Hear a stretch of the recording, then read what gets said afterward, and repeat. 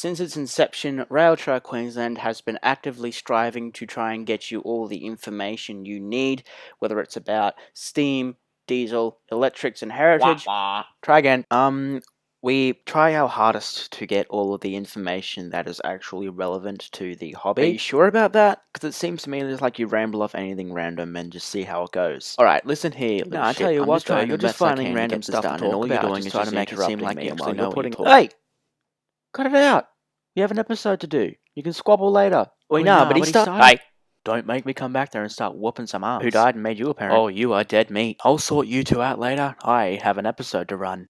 Hello everyone, my name is Railtrack Queensland and we are covering a lot this month, and I mean an absolute lot. So what I suggest you do is I suggest that you tap your go-kart on, pick a seat, make yourself comfortable and enjoy the trip while you can. This month, we have noticed the disappearance of Old Main. Now, Old Main used to be where 6 EMU cars used to sit on it for a week, for 2 weeks, for a month, and people used to think, oh my god, they're being scrapped. Old Main has now been destroyed, with the gantries removed, the tracks have been ripped up, there's like a little section of track left with an old wagon on it. That's fun, that's all fun and dandy, except this is where it gets crazy. 2 roads from Main. 2 roads from Main. So 2 tracks from the main rail yard are being moved to where that spot used to be. So 2 tracks from Main are being taken to Old Main to make way for Cross River Rail. Now, I've recently had the opportunity to sit down with a bunch of people from the Cross River Rail marketing team, and they have confirmed, like it has been confirmed, we're going to put emphasis on that word, confirmed, that they are making 9-car units for Cross River Rail. So we've got 6-car NGRs at the moment, but Cross River Rail is going to have 9-car units. So Exhibition Station, 9-car. Dutton Park, 9-car. Albert Square is going to be 9-car units. Everything's going to be 9-car. They're going to have a portal built at Normanby while they've ripped up some tracks to make way for that portal to the tunnel. And the best thing for last is that Cross River Rail is destined to be completed by 2025. So that leaves them 4 years to start building.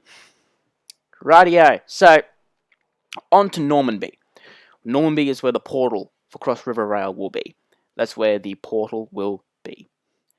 Now, in order to get that portal, they've needed to rip up a couple tracks. What they've done is they've taken some of the unwired roads, and they have, for the lack of a better word, give them hell.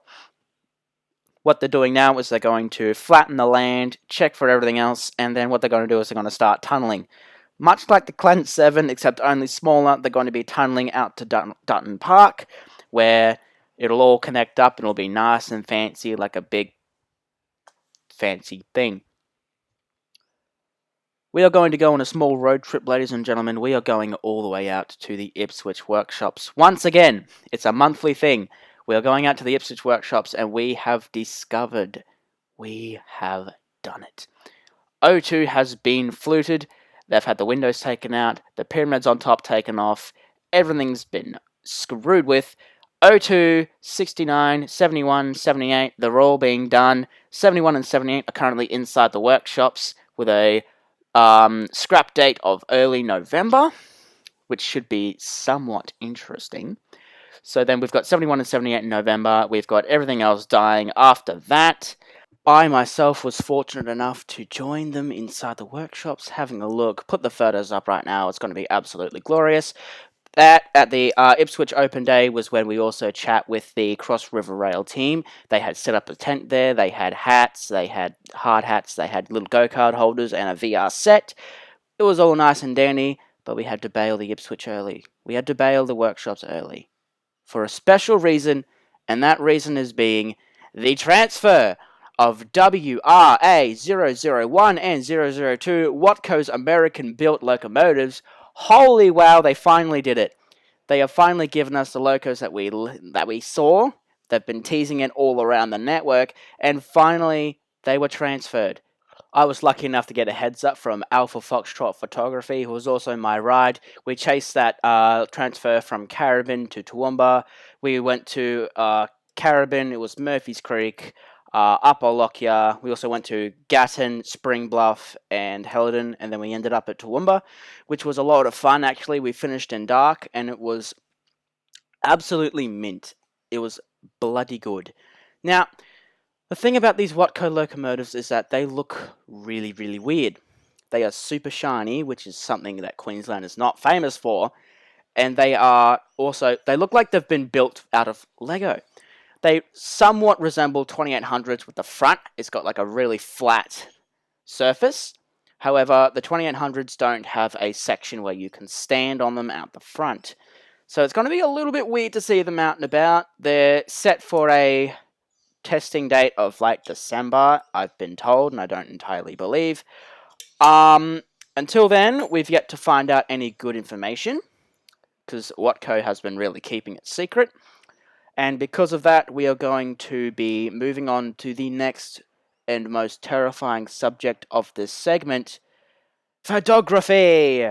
Now, photography is all fun and games. Photography is literally the funnest thing you can do. You can go out, shoot whatever you want, and you literally can't hurt anyone with a photo. However, after what I've seen, there are serial complainers. No matter how good your photo is, there's always something to complain about. If the sky's a little too white, they'll complain about it. If there's a little bit of something on your lens, they'll complain about it. But what I like to do with my photography is I like to spice it up a little bit. So what I've done is I've decided to help you all out with a little bit of a guide on shooting photos in manual mode. So without further ado, let us get in. So if you're in an underground train station, for example like Central, Toowong, Frigid Valley, Robina, you'll want a shutter speed of 1/80. That way everything's all nice and bright without being too slow, because anything slower than 1/1 is literally going to be a hyperlapse photo with an aperture of 8.0. Now, these aren't exactly perfect. These aren't, hey, you should use these and branch your career into professional photography. No, this is just a guide. This is just a guide. If anything, it's only a bit of a push just to get you there. So, underground stations, shutter over 1/80, and an aperture of 8.0 with an ISO of 6400. That'll make everything nice and bright. EMU destos will suffer catastrophically with that. It'll come out all bright and bubbly, but at least you can see the train. All the other stations on the outside, you'll want the sun on your back, because if you're shooting into the sun, it's going to be absolutely horrifying. You'll want a shutter speed of between 1/800 and 1/1000. Something standard like that. You can see it, not too bright. Overexposure will be complained about. With an aperture of 8.0 and an ISO between 200 and 600. Fairly standard. Feel free to experiment with the aperture. Wouldn't exactly pit your life against this guide. It's just a basic, it's the skeleton, for lack of a better word. It's the skeleton. You just got to apply your own little touch, and then bravo, you got a photo. Now, inside the train units is a little bit difficult, because some have flickering lights and some don't. So if the light's flickering, it's okay. If the lights are flickering, it's cool. Like, no hard feelings, dude. We're cool here. So for the inside the units, you'll want a shutter speed of 1/320. Fairly standard. Nice and dark, but still bright enough to see, with an aperture of 8.0 and an ISO of 6400. Fairly good. Again, you'll want to be directly in the middle of the carriage, so you'll want to be staring right between the seats for a perfect shot. We have another thing we're covering this month in Renegade. We are covering run numbers. So, on my previous video titled A New Beginning, or something along the lines of that, I have put 4 characters after every caption, whether it be something like DK38 or DY17. You know the drill. Those 4 characters are extremely important. So what I'm going to do is I'm going to throw something up on screen, and this is just going to be a basic diagram of run numbers, and we're going to break them down. So to start off with, first character. The first character is basically what train it is. For example, I'm just going to call out a random number. We're going to go J. J is a 3-car EMU SMU in revenue, which means it's traveling around the network, stopping all stations, yada yada. So we've got a 3-car EMU SMU. Where is that train going? Is it going to Dakabin or Caboolture, Lota or Cleveland, or is it going to Clayfield and Doomben? Gotcha. It is going to be Randa and Manly. So what we're going to do now is we're going to have JH. That is going to be that second character of our number. So what we got so far is a three car EMU/SMU in revenue going to Buranda/Manly.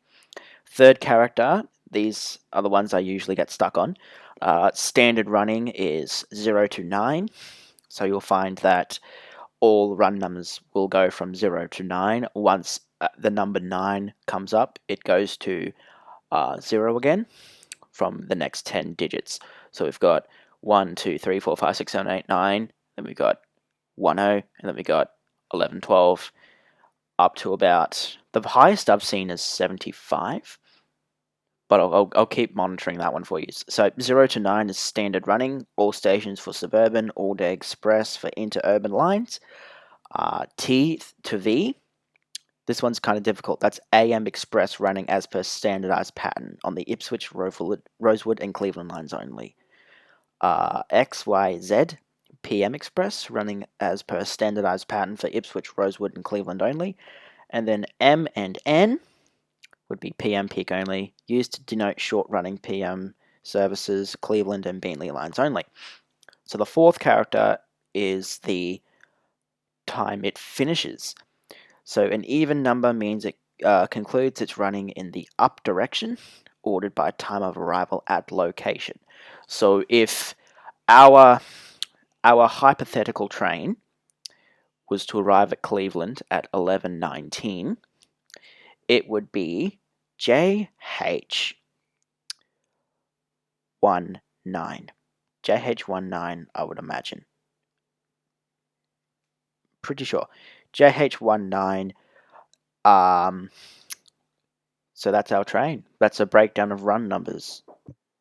If you're like me and you don't want to go through all the effort of actually deciphering the run numbers, download AnyTrip.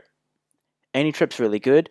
I'm pretty sure if you just pay for a small subscription fee, you'll be able to access the run numbers, therefore you won't have to jot anything down. It doesn't cover empty services though, and it doesn't cover freight. So those are the only two downsides, but apart from that, the world's your oyster.